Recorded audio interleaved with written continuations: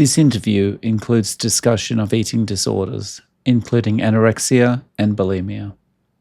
Viewer discretion is advised. Caroline, how did you find carnivore?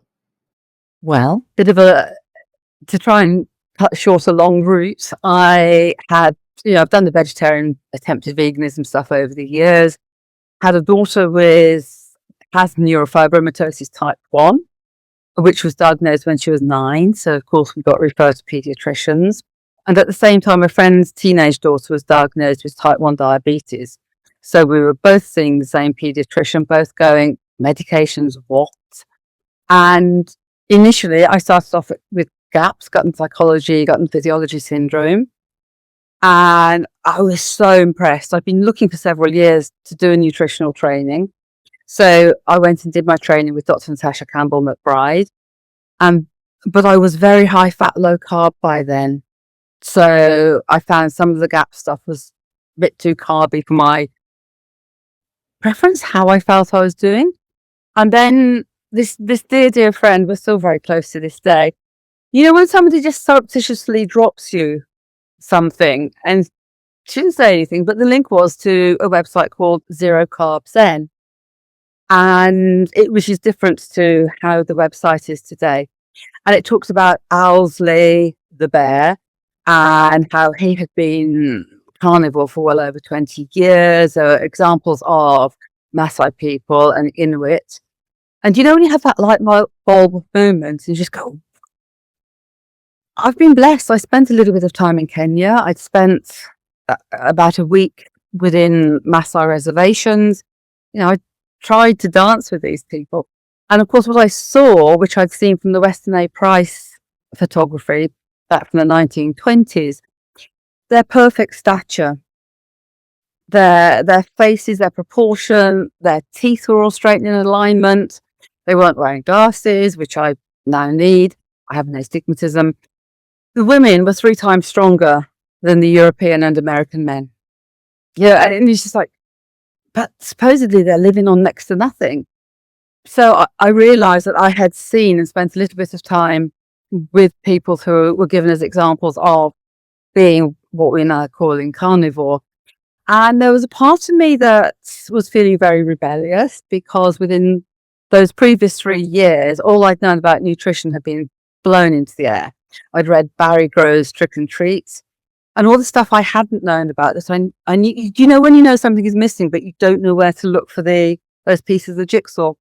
And his book explaining seed oils, carbohydrate, the messages that we were being given by the food industry and how they were using chemicals to make us want to eat, from when you rustled a packet to opening something. And I was really angry about all that I'd read, because so much of it contradicted the vegetarian mantra that I'd had for many, many years. But it made sense because the examples were just so clear. Can I actually go without fruit and veg? Can I be healthy? I'd already started going for several weeks at a time without eating veg. And then suddenly the old nutritionist in me would kick in and go, oh, you got to eat your greens.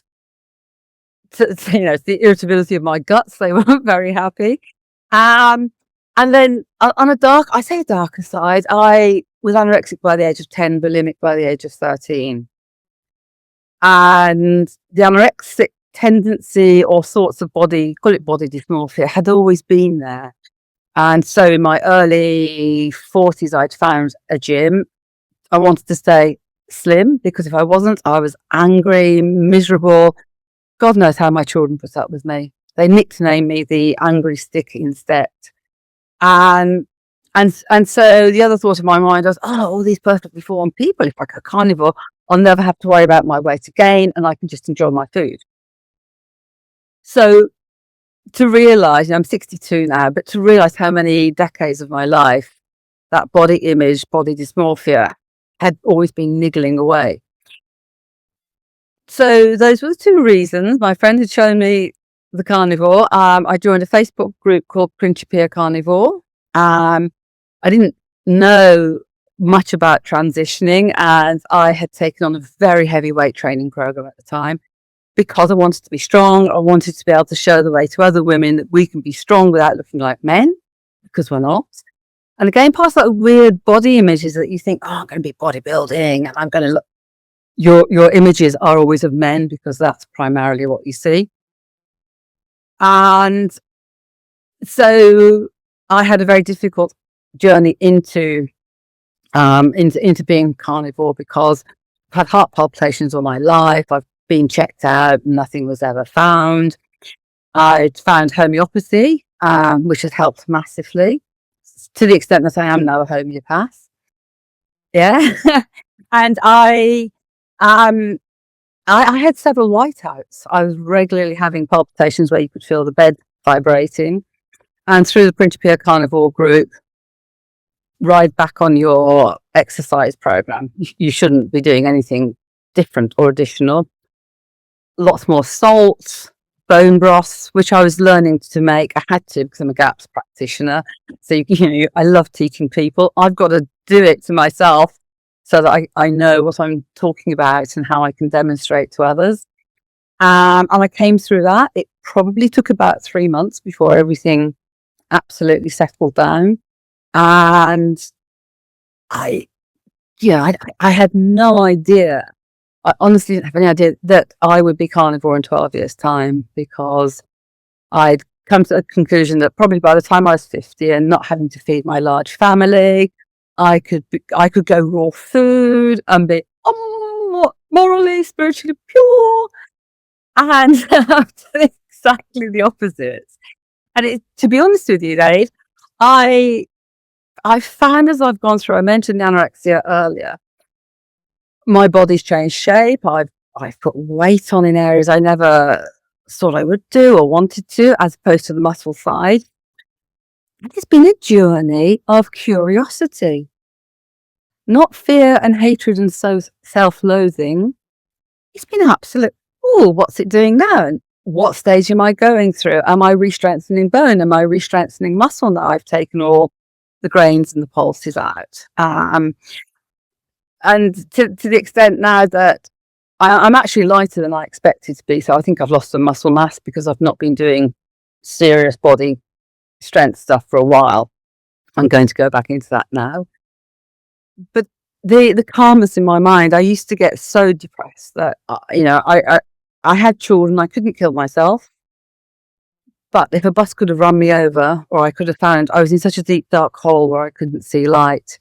And again, homeopathy, my homeopath really helped me come through and find a level. But I've found that 12 years into carnivory, I have down days, things worry you. Yeah, I don't think you'd be human if you didn't. But the levelness of that, I can sit back and go, okay, what's going on? Yeah. And it really is and you kind of go, is it because I hit 50? Woke up and went, I don't care anymore. That's not the real word I used. And it wasn't an angry or an aggressive don't care. It was so what? Does it really matter? Assertiveness I used to train to people actually is much easier to follow through. Whose problem is it? It's not mine. Or if it is, what do I want to do about it? So, I reached a stage where for me, because I'm a bit manic on the go and I might sleep 6 hours a night. And I found I was so laid back. I was then asking myself, what do I believe in? What are my principles? What's important to me? And so that incredible time of reflection and reconnecting with what's important to me, what can I let go? The mental benefits have been quite pronounced over the last 12 years, like the not being depressed and being able to kind of, it sounds to me like, take things in your stride rather than stressing out about them, that kind of thing. So Completely. I guess I've never experienced this, so forgive me if I use the wrong terminology or state it incorrectly. But when you think about anorexia and what goes through your mind as you're suffering from anorexia, eating this way, has that kind of completely erased any of those thoughts? I feel that it has, because, as I said earlier, when I occasionally get that middle-aged spare tire going on. Yeah, I definitely feel that around my middle, but in a different, actually in a different shape to when I was eating lots of carbs. No, it doesn't. It's I guess the only thoughts I know is, have I gone up a dress size? Damn, I need to go and buy something new. But actually, I haven't. I've just changed shape, and I don't care. It's not. I don't hate myself. I'm not feeling I've got to look a particular way to fulfill social media norms. So yeah, it is. There is a calmness. I don't. I stand my ground with confidence now. I don't feel attacked and threatened. I don't. I can choose if I want to take nonsense, but if I think something really does need to be challenged, I challenge it, Yeah. and it's So okay. you mentioned the nickname that your children gave you before. Is it the angry stick insect? The, the The evil evil stick stick insect. So insect. would they say the same about you now, or can they see the change in you as far as, being more calm and that kind of thing? They wouldn't see that. They wouldn't say that now. I mean, they think I'm extreme in the way that I eat. They're still very. Sometimes I find it very difficult because I was very much a real food woman. I've always cooked from scratch. So to introduce mass-produced foods would be an experiment, which usually would then get binned because they were so revolting. And I saw within my clinics children who would have, say, monosodium glutamate or an artificial flavour or colouring, and with half a minute, they were bouncing off the walls. I mean, it's just such a cruel thing to be doing to a child. So, and my children reacted to certain things. I reacted to other things. So that's I've been. I suppose I was a lioness then. I didn't want my children to be afflicted or damaged by things, but they say that it has left an impression on them with how they eat and their relationship with food. I tried so hard not to bring my eating issues. I tried so hard; it was too much.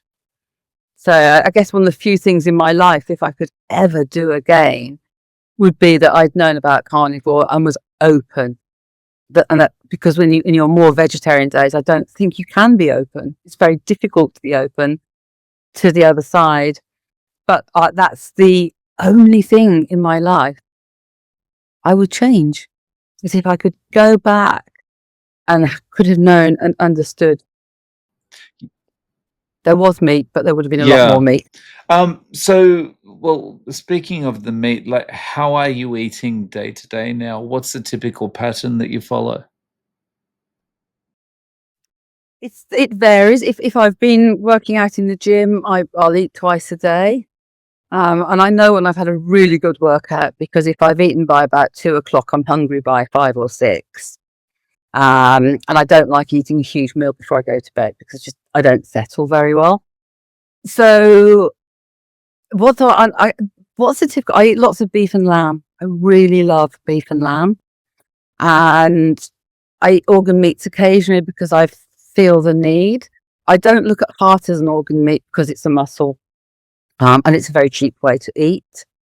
I am one of those people that likes raw beef, and my kids like raw beef, and my grandchildren like raw beef. How Yeah, did you so that's discover that? actually as a child. My parents, considering we're a very working class background, and my parents liked to try international foods. So I can remember we had steak tartare in our younger days, and when we started to go to Europe, then obviously that would be more easily available. So I knew that in my early teens, I was wanting to eat more and more raw meat, which I thought was so weird. There must have been something wrong with me, but nobody to talk to about it. I like raw bacon, chopped up finely. Um, so then coming back towards carnivory, before I became carnivore, so I stopped eating grains back in 2000, and wheat, which resolves a lot of digestive issues, but not all. And so, constipation, I'm eating loads of brown rice at 3 o'clock in the morning. I'm pacing the flipping floors because I need to go and I can't, and it hurts. Whereas now I might not go for 2 or 3 days and it's not painful, it's not uncomfortable. I go when I need to go. Sorry, I've skipped from the typical way of eating. I've always eaten fairly high fat. I've always loved butter. I used to drink olive oil, which I've since discovered was probably why I stay thinner, because it really rips through my guts. It's painful. I've had to learn to increase fat, but I've also have to follow my body. Sometimes I eat too much fat. I love lamb rib, I love cold uncooked beef fat. It's delicious. And it's a great way if I've got very low fat meats, I buy fat, I'll mince it and I'll finely cube it, and then that just gets added to the rest of the meat. So a day's eating could be, I'm hungry, I want something quickly, I chop up a whole load of bacon, fry it as it's frying, and then add tons of butter and eggs. That's a quick 1-pan meal. If I'm traveling, it's wonderful being able to eat raw beef, because I will just go into a supermarket or a butcher, buy half a kilo, a pound of minced beef, and I can eat it there and then, and I'm done. And that's the other wonderful thing I love with being carnivore. In the days of eating carbs, I made amazing cakes. I flapjacks. I could make really low carb cakes for diabetics, so they could feel like they could have a birthday celebration. Worked hard on that. My quiches, I made pasta by hand because I had an Italian mother-in-law. But you're always snacking. There was always something to nibble on, or that need to. And as a birthing doula, you'd go to a birth, and part of your doula kit was loads of snacks. The chocolate and the biscuits and the flapjacks, because supposedly they're healthy. Are they, heck?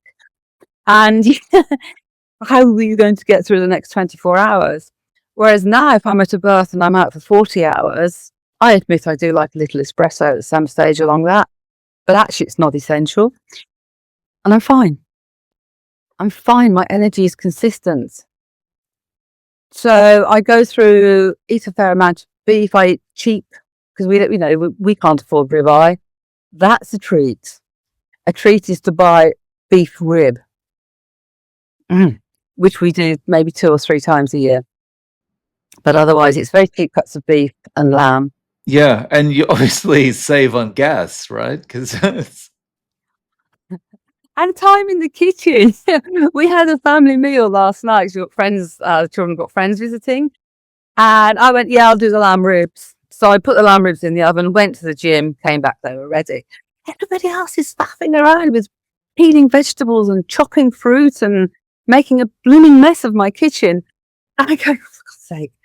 And then it takes so much time to clear up afterwards. Whereas, either, meat straight out the packet, or straight into one little oven or a frying pan, quickly wipe everything down, done.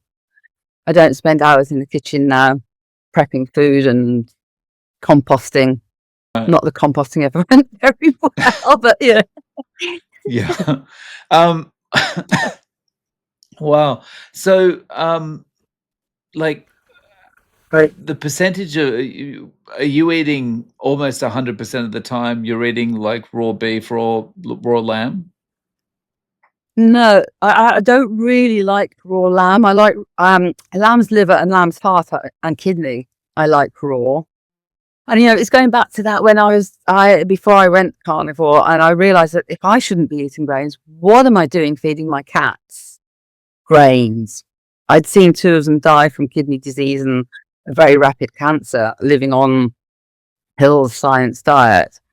So I quickly transitioned my cats over to raw. And in doing that, because I was always chopping up organ meats, you get used to the smell. It took about a year to get to like liver. But again, as a GAPS practitioner, it's part of the healing protocol to be eating organ meats. And of course, I now know that we shouldn't be eating many. And when you visualize the size of an animal and the amount of organ meat, of course, we wouldn't have been eating liver on a daily basis. But I do like to get my pregnant women eating liver. They don't need vitamin supplements. Right. So when you're so you are a doula, you said, Hmm. right? So when you're working with pregnant women, are you kind of encouraging them to eat in a more carnivorous way, or? 100%. In the very early days, when there are all the warnings, you shouldn't be changing women's diet when they're pregnant and when they're breastfeeding. Don't put them through detox therapies. And so I was a little bit cautious. However, and again, I wouldn't suggest to a pregnant woman that she immediately comes over to carnivore. I would be doing it. Actually, I do that with most of my clients anyway. I'm finding some are, yeah, we're going to do it immediately. And how poorly are you? How much is there to heal? What's the reality of you gently going into that? So yeah, I do. I talk very openly because a lot of our doula forums are geared, or there's a big thing about being plant-based. I don't go on doula retreats because I'm not going to go and sit there and watch a lot of vegetables being consumed, and I'm not allowed to take my meat. So but on the forums, I'm very open. And in fact, my surname is Spear. So sometimes I really am to the point. But years ago, again, part of this journey, Dave, I was doulaing for a family who had a child who, when he was born, was severely autistic. And they had an amazing journey with him. They discovered gaps. And so there was a 10-year difference between the first child and the second because of all the work that was necessary. So I saw with my own eyes how he had improved. I worked with them on their diet so that when they conceived their next baby, they had I hate using the word normal, but a perfectly robust, healthy child who has no autism, who has none of the spectrum issues at all. And bearing in mind that they were much older parents by this stage as well, she was considered geriatric. This was, again, I know it's an N equals 1, but in the early days of this journey, she was living proof to me. And again, because of some of my children's, I'd mentioned my youngest has neurofibromatosis type 1. And my husband and I eventually realized that it was down primarily to our way of eating. She was home birthed, not vaccinated, breastfed, fed. My family all had whole foods. But of course, I thought pure margarine was pure. Didn't know how damaging seed oils are. I didn't know how damaging fiber is. Oh yeah, that's one of the things people go, "What kind of fiber?" I go, nah, none in 12 years, and absolutely no constipation. So again, on parenting forums, oh, child's constipated, and I think the trot size more fiber, prune juice, and then I'll say, actually, you need to remove all fiber, and you need to up the fats. If you're eating animals, please use things like breast of lamb, eat the whole lot. If you won't eat animal foods, butter and coconut oil, because I feel coconut oil potentially is the safest of the plant oils where people won't eat animal fats. And it's interesting the shock silences and the feedback I get on that. So between treating homeopathically, but getting the fats, and it raises a little bit of awareness. So that's what my whole thing is. I want to be working with couples before they conceive, so that his sperm is really healthy, so that her eggs have got the perfect environment with maximum nutrition, so that they create healthy, robust babies, which makes life so much easier for them, pregnancy and giving birth, and then looking after their children, because sick children need a lot more time in ways that aren't fun. Yeah. So, do you ever have the Mm. situation where you talk about eating more fats, eating animal products, that kind of thing, to have a healthier birth, and it's too much for some people? They're like, "Oh no, no, I've been told all my life plant based is the way to go. Sorry, we can't work together." Mm-hmm. Not very often. It's interesting the number of plant-based clients from both the placenta remedies and the birth who've chosen to work with me. I've learnt to rein back and not be so in your face about things. Because, when you first discover this and yes, I want to tell the whole wide world, oh, yeah, this is the way to be. But of course, what it does is it closes down discussion. And what I will do is look at the concrete stuff like the importance of creatine. And if they're not going to eat meat, will they supplement with that? Go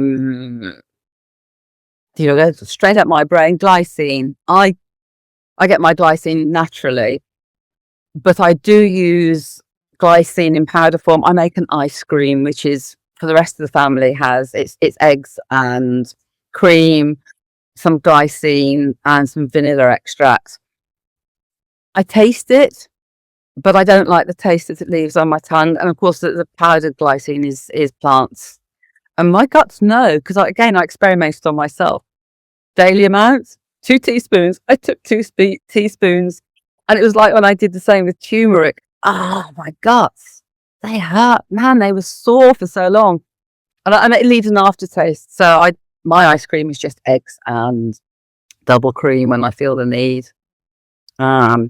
So it's trying to jig if they want, and if they don't want, they don't want. But I do see a higher level of heavier bleeding after post-birth, and the tiredness. So when women choose to consume their placentas, it's always like, I think that's a great thing to do, prepare them for them. When women who don't eat animal foods have their placentas, they're always amazed at how much energy and life they have during the duration of consuming their placenta. I don't say I'm not surprised, but I'm not surprised. And is it common to do that, to consume it? There's definitely an increasing interest in the UK. Some women say they don't get any benefit at all, and that's fine. That's their journey. Other women who have had postpartum depression and don't want to explore, they don't want to risk that again. Women who are having their third or their fourth baby, you're so busy. You know your washing machine better than you know your partner by this stage because of just the amount of work that these gorgeous little beings generate. And I think that not anything, but I think anything that's natural to the human being that will help that mum to recover. And my own daughters, they don't mind me sharing this, that they've had, we make a raw smoothie. So it's a little piece of placenta. I haven't found a carnivore way to do it because nobody wants to have just raw placenta.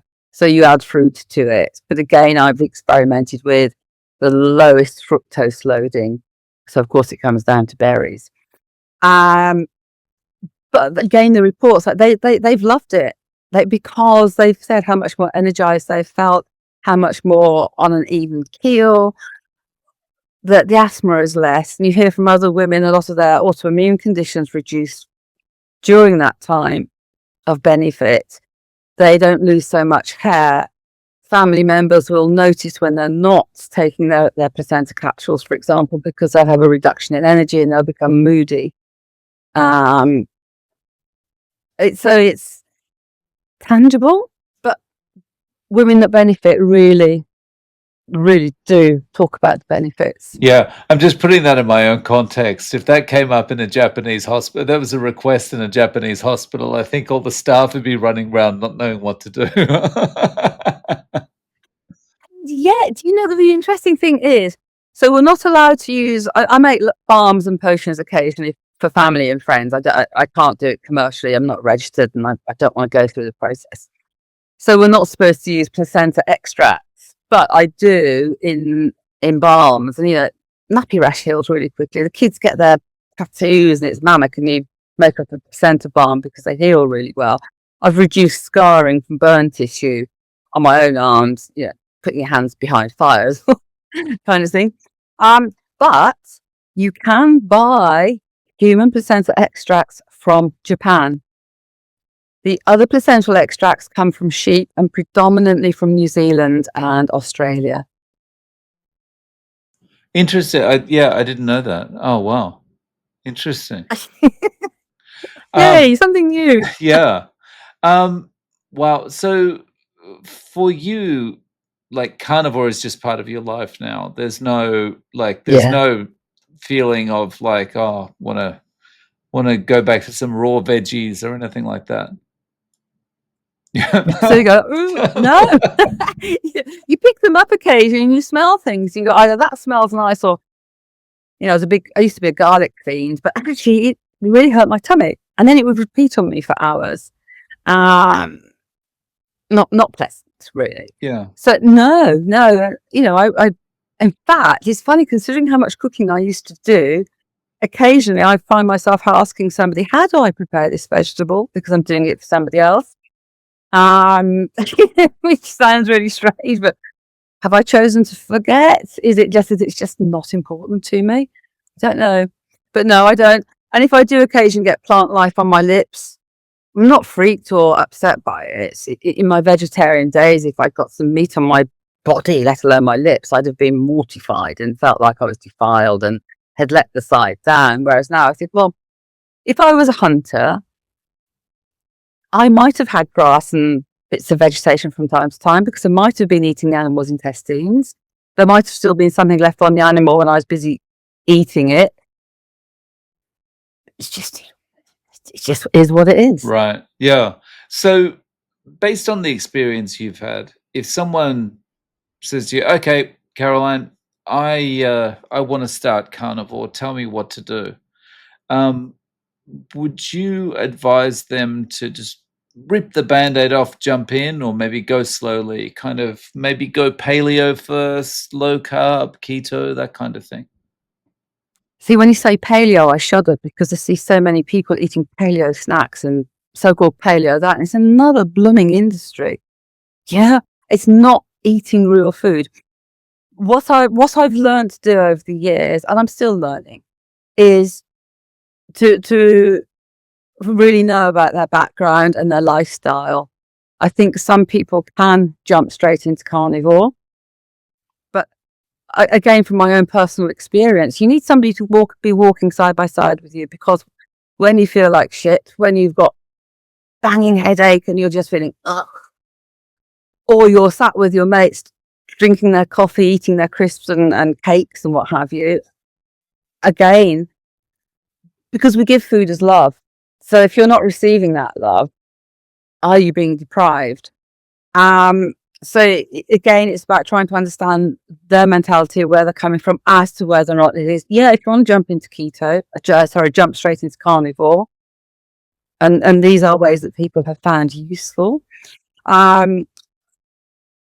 More often than not, now I'm giving people maybe a month. We're staging it over a month. So the first week you're not eating any grains. The second week you've taken out the pulses. The third week you've taken out the starchy veg. And so by the fourth week, and also, do they need to detox their lifestyles? Do they need to get rid of all their commercial toiletries? Are they cooking on Teflon? What are their sleep patterns like? Well, you've travelled a lot more than I have, but when you go into areas where you see Indigenous peoples, that they're following their circadian rhythm, but also they can be up until the early hours of the morning and still getting up with the sun, but they're able to take a break in the afternoon. And you can't necessarily live your life like that in the UK. So again, working around reality. I like to be real, and if you fall off the wagon, don't beat yourself up. Learn from it. And you gain more because then you own your journey. It's yours, not mine imposed.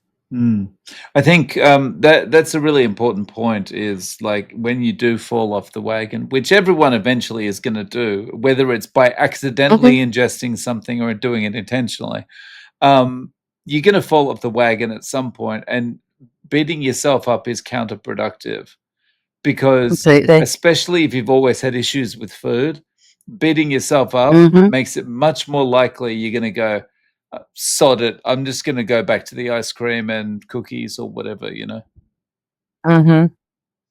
is. It's true, and I think as well that when you're changing to this way of eating, once you're getting the fats that your body needs, it's like, oh, my periods are awful. They're all over the place.